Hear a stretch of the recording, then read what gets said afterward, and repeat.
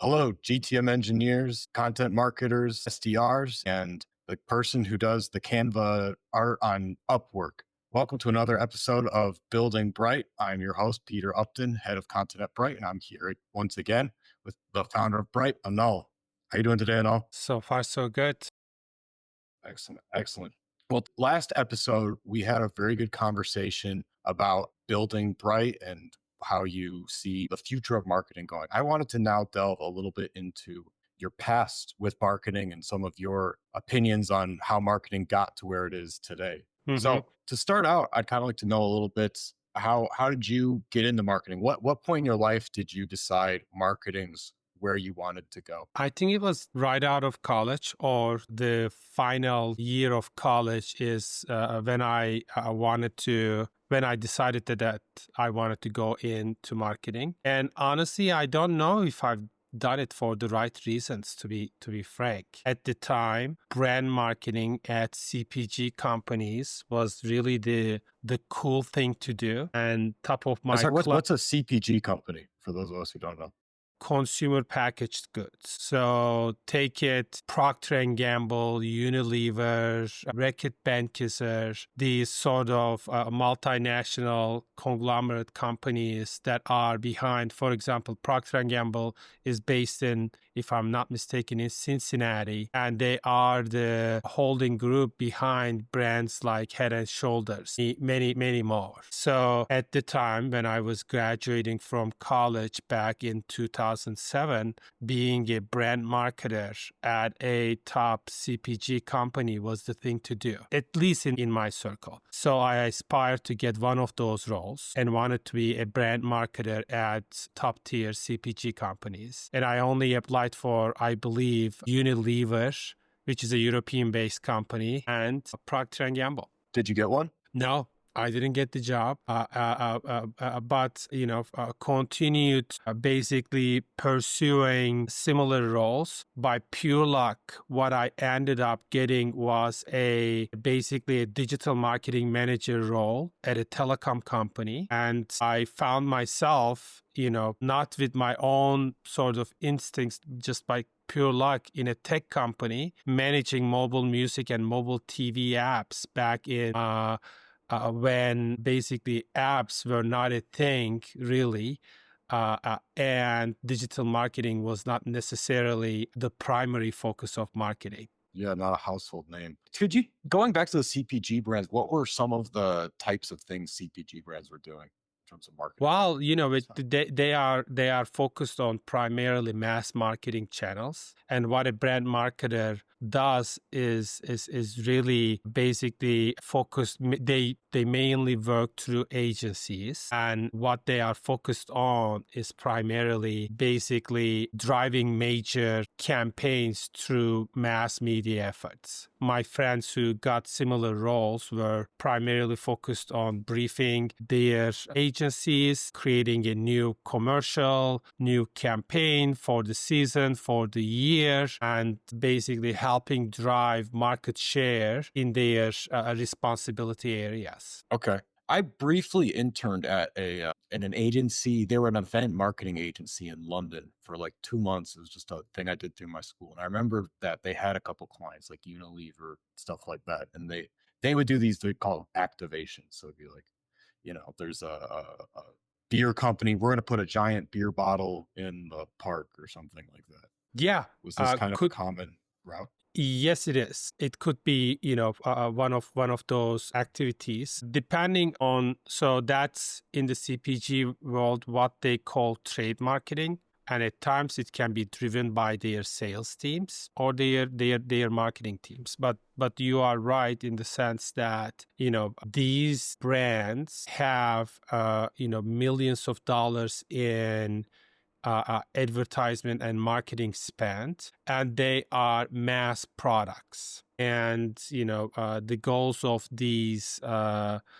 marketers is to overall increase brand awareness and reach as many people as they can. through their, at the time, nobody sold direct. D2C was not a thing. Yeah. So all of their sales were through their channel partners. Most of them are major retail grocery stores.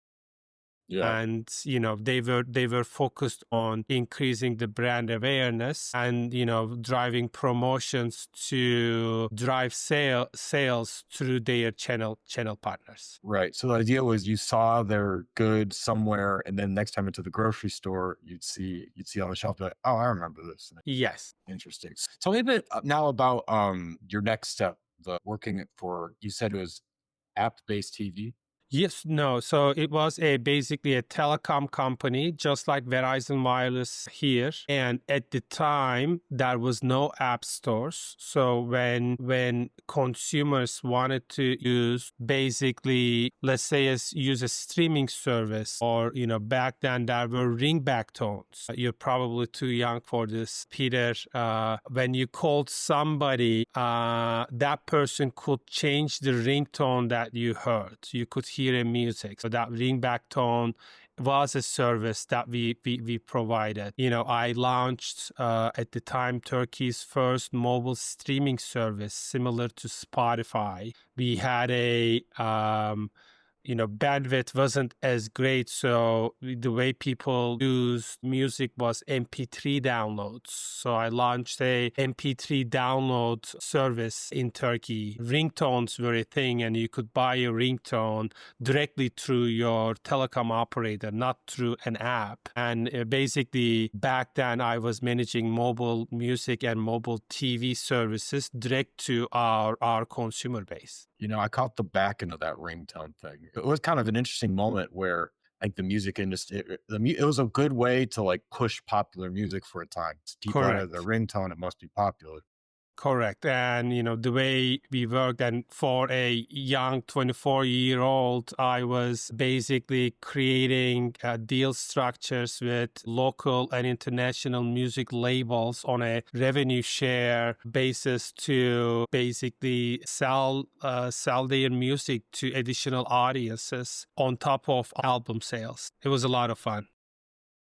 How long did that even last? Like, I think that in whole business probably could have lasted more than like 5 years. Like a ringtone Well, sales. I ran that business for about 3 years before I moved to US. And I would say for roughly a decade or so, it was a thing before I joined. It was a major cash cow for telecom operators. So on a basically annual basis, we were the third largest telecom operator in Turkey, and just through mobile music and TV services, annually we were driving roughly $6 to $7 million a year.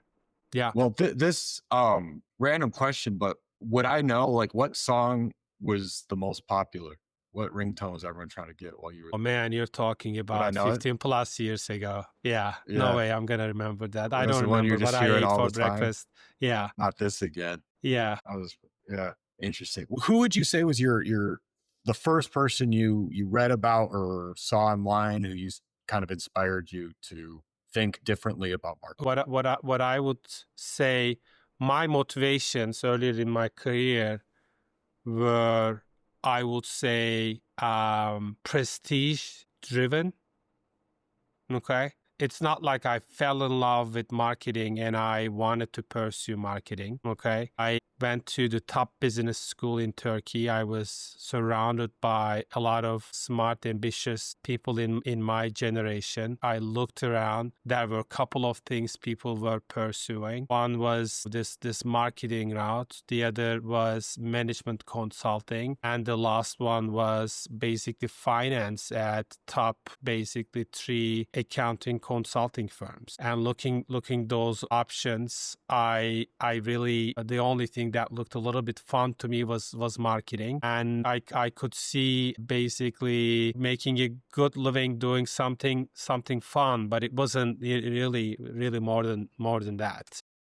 Yeah. Having said that, I got completely lucky getting basically a marketing role at a tech company doing mainly predominantly digital marketing. We did email marketing, SMS marketing, SEO, some Google ads. Almost 20 years ago, this was really the early days of digital marketing. And as I started to learn more about it and see the direct response mechanism where I didn't have to go work on a major basically TV campaign, produce a TV commercial for months and then launch it and then see the effects of it through sales in areas where I didn't control, where I could just come up with an idea, go execute it right away, and see the direct response results immediately and see how it impacted revenue, retention, what have you. That is when I really fell in love with marketing and especially direct response digital marketing.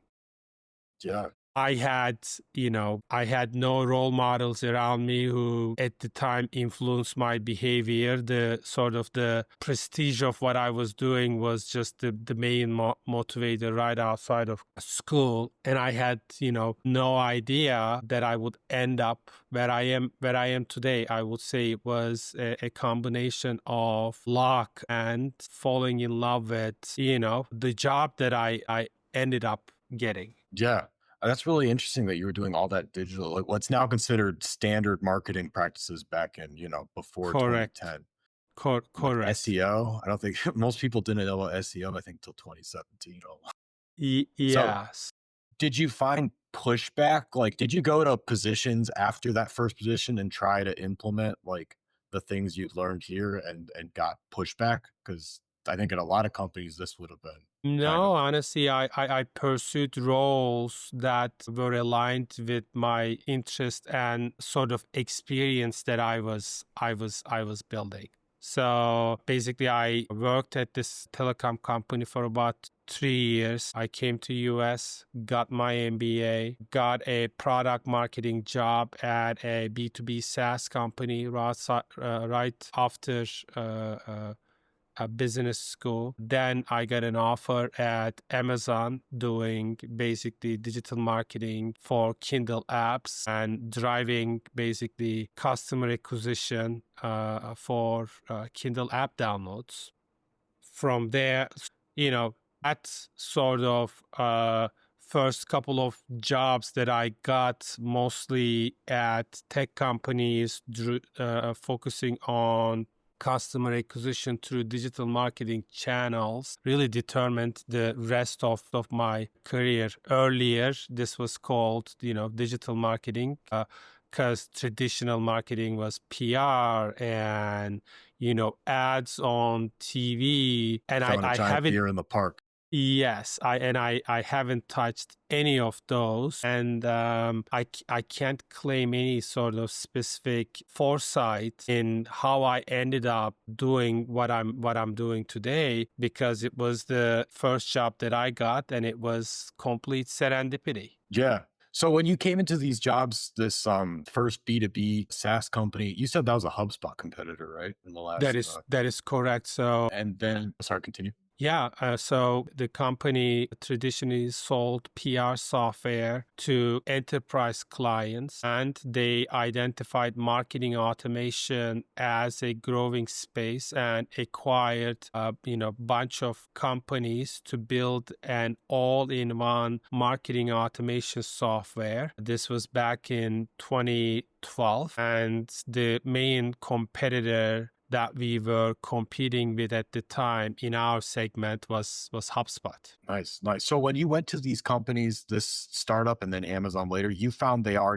these guys that were already sipping the juice, as they say, of digital marketing. This was the Absolutely. cutting So edge. I wasn't trying to basically, let's say, get a marketing job at a traditional CPG or I don't know, manufacturing company that was old school. So I had already determined that I loved what I did, basically doing mainly customer acquisition and customer retention digital marketing channels. I only pursued roles and companies that basically had drunken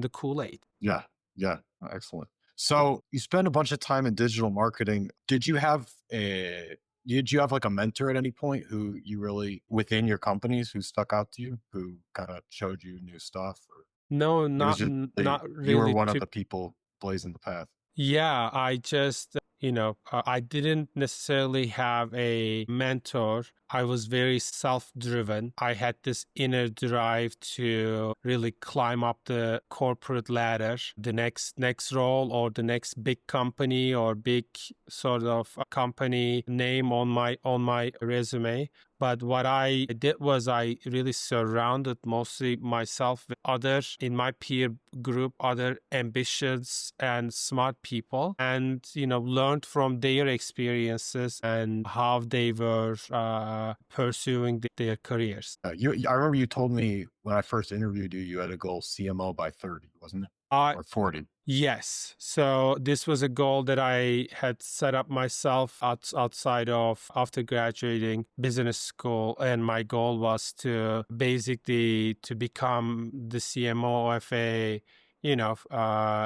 mid-market company or early stage startup by 40. And I accomplished that goal by the time I reached 38. But I'll be frank, I didn't feel like, I didn't feel a sense of relief. You mentioned that. Tell me a bit more about that.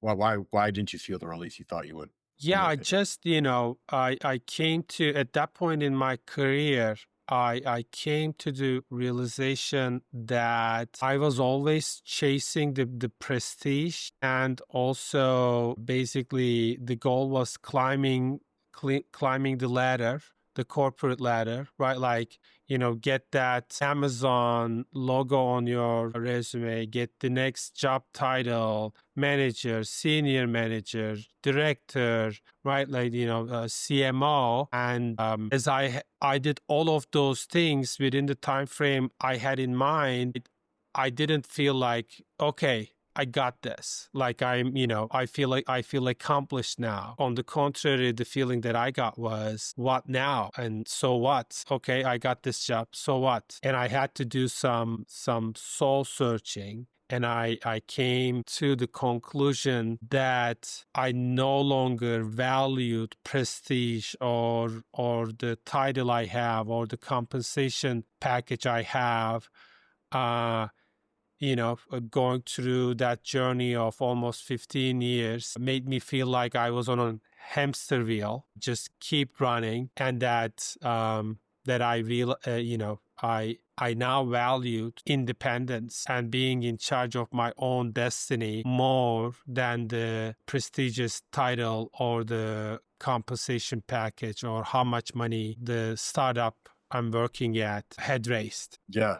Yeah, it was very much the culture, I think, before probably, in the mid 2010s, like that was very much more the culture, especially in startups. It was, how much Yeah, had you raised? and Who were your yeah, and I investors? and and I grew up in that. Like, I got into management roles in that time period. I got out of business school in 2012 and just kept pursuing that playbook. And the feeling that I got when I got the CMO role led me to entrepreneurship. Yeah. At that point, I made the decision that I no longer wanted to pursue the title or the prestige. That I just wanted to, even if it's small, I wanted to build something that I was in charge of. Yeah. And I've seen you kind of talk on this, but there is a lot of pressure put, I think, on CMOs in the modern startup world. Yeah. There's a lot of people want to see the return on investment on CMOs much more than, or just Yeah, marketing in general. especially, I think, especially on the B2B side of things, I think being a CMO is a very, very difficult job. I think it's a lot easier being the CMO of a D2C company. I don't want to Yeah. say easier, but at least as the CMO, you have more control over your destiny, because the Mhm. channels that you manage directly contribute to revenue, and there is no missing link between what you do and the results. having Okay. Okay. having having said that, on the B2B side, CMOs are only the part of the puzzle. Mhm. Can you expand on that? Yeah, I mean, so they're not the people who are closing sales, right? Like, so at the end of the day, you need to work well with a sales team, okay? And on top of that, you don't know if the product is getting implemented or used the way it's supposed to, or if it's, doing the things that it's supposed to. The D2C product, it's just like you can consume it, right? Like, if it's a good product or not, the customer reviews, almost Yeah. instantaneously. Whereas when you're selling let's say an enterprise SaaS solutions, there is so much that goes into the success of that product that is way outside of the control of a CMO. So it's a much more complex environment then. And on top of that, what I've realized is that traditionally B2B companies are sales driven companies, Hmm. and sales brings from the bacon and calls the shots. And historically, sales leaders have looked at marketing almost as arts and crafts division. Yeah. And B2B marketers, in my experience, are not as respected as their peers on the B2C side, on the D2C e-commerce side. Yeah. Would you say your experience with Kindle, would you say that was more of a D2C kind of experience or more of a Absolutely, because at the yeah. end of the day, we were selling ebooks directly to our clients. I could measure the results of the projects, campaigns I worked at directly, like how many app downloads I was bringing in, and how many of those people were accomplishing the milestones we wanted them to, buying the first book, next book. And I spent majority of my marketing career working with B2C products. Well, that's interesting because you said your first once you went over to the States, your first thing that was more of a B2B, right? Because you're a B2B, HubSpot yeah. competitor. Then you went D2C, and then you went to PadSplit after, right? Which ended up having a In the middle, D2C and a I had a couple of more D2C companies. And then at PadSplit, it was a marketplace where the demand side of the marketplace was basically more of a B2C dynamic. We found renters. And the supply side of the marketplace was a B2B experience where we were targeting real estate investors to convince them to put their residential real estate portfolio on our platform. yeah. So you've done all the sides and kind of really got to see where marketing feels more effective. Correct. But I wouldn't say that I'm a B2B marketing leader. I've seen both sides of the equation, but I spent majority of my career on the B2C side. But now I'm building a B2B business and building appreciation for B2B marketing and sales as an entrepreneur. Yeah. Well, going into that, is there anybody online who you think is a good like B2B marketing leader? Yeah, absolutely. Like, I would say, like, there are a couple of founders that almost act like CMOs that I really respect. One is Elena Vandenberg. I'm Mhm. probably butchering her last name. She is the CEO of Chili Piper, and I really respect what she's doing as a CEO, and I think for the last couple of years she acted as CMO as well, up until recently, there was no marketing leader in her company. I would say Adam Robinson at RB2B and retention.com. Mhm. He's doing a phenomenal job of doing founder-led marketing, founder-led branding to drive awareness. And they, I believe, reached 5 million ARR under 2 years, mainly through Adam's effort. I would say Sam Jacobs at Pavilion. He is a CRO, but through his founder brand on LinkedIn drives, to my knowledge, the majority of new new membership signups at the pavilion community. So these are the top sort of not necessarily marketing leaders, but founders that do an exceptional job of driving marketing for their businesses. Would you say there's something they all have in common on how they do marketing? I would say they all invested in basically their founder brands, and they basically got in the weeds of marketing. So rather than delegating, they are basically working on the front lines to drive revenue for their organizations. Mhm.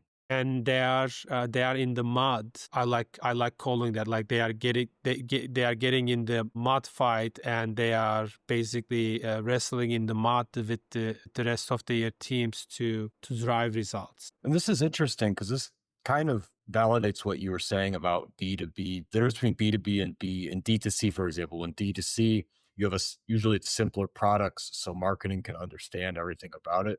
I think Hmm. what you made a good point when you have a very complex tech product. Often, I've worked, marketing for I think almost exclusively B2B SaaS products, and there's just always little technical features of the product. Marketing doesn't know, sales doesn't even know some of the features of the product. Whereas when it's a founder who runs marketing, they by nature have to know almost every single part of their product. Yes, Would you say and this is kind of, yeah? yeah, and the other thing that I would add, what I see with these founders is that they developed an appreciation for marketing, and they didn't fall into the trap of marketing is an arts and crafts department. They do, unnecessarily rebrands, website redesigns, passion projects. They developed an understanding that marketing can drive significant success for their businesses and for their companies, and they invested in marketing heavily, even though none of them came from marketing backgrounds. Yeah. Well, so speaking of passion projects, stuff like that, this is an interesting trend I feel like I'm seeing, which is most brands right now seem like they're almost pushing to have a media arm. So, for example, Robinhood, they have they made a whole publication called Sherwood Hmm. Media, Hmm. or that's the one that springs most readily to mind. But it seems I'm seeing this. Yeah. HubSpot bought Hustle, and they basically created their own basically podcast network. Mhm. I think you're definitely right. It has something to do with basically overall paid marketing and SEO becoming unreliable for these type of companies. Okay, so you don't necessarily see efficiencies of scale in channels like paid marketing. The more you spend, it doesn't become more effective. Actually, over time, your customer acquisition costs start increasing, and all paid channels, Google, Facebook, and even LinkedIn, customer acquisition costs through these paid media channels are more expensive than it was 5 years ago. That's number one trend. Two, SEO, it can be very unreliable. Even when you're winning at it, an algorithm change can completely derail your SEO traffic. So at the end of the day, yes, companies have some assets in those area, but I think recently it was revealed that HubSpot's blog traffic basically decreased over 50% in less than a year due to an algorithm change. Yeah. At the end of the these companies are basically almost becoming media companies, publishers, to have access to their ICPs, and they produce basically content, media that they consume. And I think it's really smart if you can afford doing it. Yeah. So control, kind of, as they say, owning your audience because, Correct. yeah. Well, great, great. Well, we're coming up on the 40-minute mark. I think we'll close out. Let me ask you this. if there was one marketer on LinkedIn who you could have coffee with, who would you choose and Ooh, pick their brain about their strategy? I would choose, and I don't know the founding team of Clay. Okay, to have coffee with, because over the last year and a half they've done a tremendous job of really the LinkedIn stream to really own it. And my LinkedIn stream was full of people outside of Clay talking about Clay, showing almost demos of Clay and showcasing how it can be used. So that sort of I don't think it was mostly influencer marketing. These were mostly other agencies, Clay partners, using their product, showcasing the value to Clay's ICP. Honestly, that was the best marketing I've seen over the last couple of years. And I would love to talk with the co-founding team over there, how they came up with the idea, how they executed it. Would wanna learn the behind the scenes story of that success. And by no means Clay was an overnight success company. It They've felt been like it though. they've been in market, I believe, for 6-7 years now, and their success skyrocketed over the last two years or so. Yeah. Well, great. Well, hey, if anyone at Clay is listening to this, you're up next. Send us an email, or I'm gonna come look for you. All right. Well, thanks a lot, Anil, and talk to you next week. All right.